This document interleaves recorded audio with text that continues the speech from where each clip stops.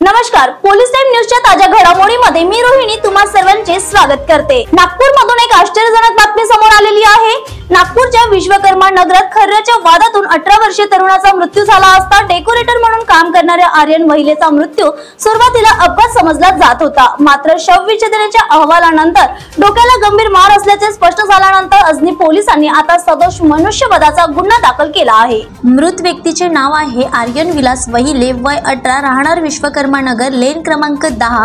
आर्यन मागील 8 दिवस घराबाहेर राहत होता। 10 जूनच्या रोजी सकाळी 9:30 वाजता तो अजनी रोड जवळील फुटपाथवर झोपलेला आढळून आला। कुटुंबियांनी त्याला घरी आणलं। नारळ पाणी पिल्यानंतर तो झोपला। मात्र रात्री 9:30च्या सुमारास त्याची तब्येत बिघडली आणि त्याला शासकीय वैद्यकीय रुग्णालयात नेण्यात आलं, जिथे डॉक्टरांनी त्याला मृत घोषित केलं। प्राथमिक तपासात हा मृत्यू अपघाती असल्याचे मानले गेले, परंतु पोस्टमॉर्टम नंतर डोक्याला मार असल्याचं स्पष्ट झालं।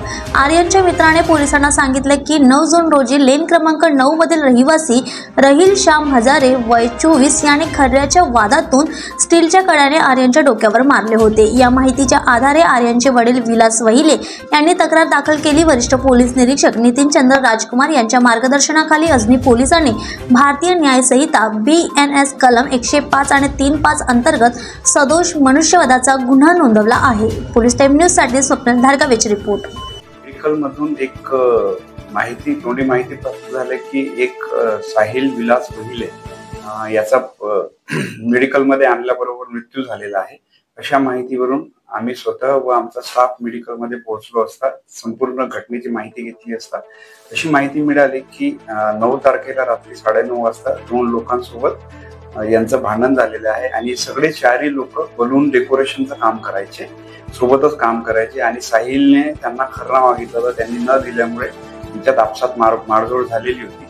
तर याच्या डोक्याला एक 2 पैकी एक आरोपीच्या हाताचा कडा लागला होता आणि हातमुठीने मारहाण झाली होती। त्याने पोलिसांना रिपोर्ट पण दिलेली होती। तर त्या अनुषंगाने त्याने रिपोर्ट दिल्यावर तो घरी न जाता तो बाजूलाच घराच्या बाजूलाच एका ठिकाणी झोपला होता। त्याच्या वडिलांनी त्याला घरी नेले दिवसभर। तो दिवसभर घरी झोपलाच राहिला आणि रात्री त्याला चांगलं न वाटत असल्यामुळे मेडिकलमध्ये नेले असता त्याचा तिथे मृत्यू झाला।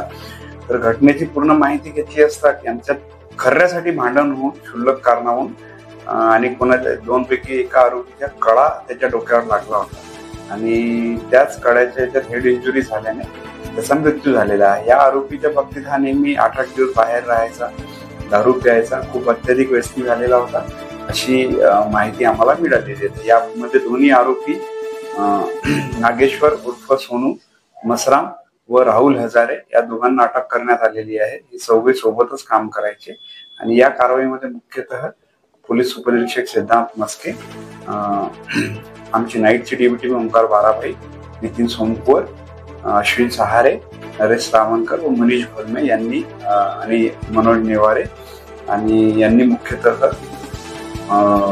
अटक करण्यात आणि पुढचा तपास करण्यात सहकार्य केलेले आहे।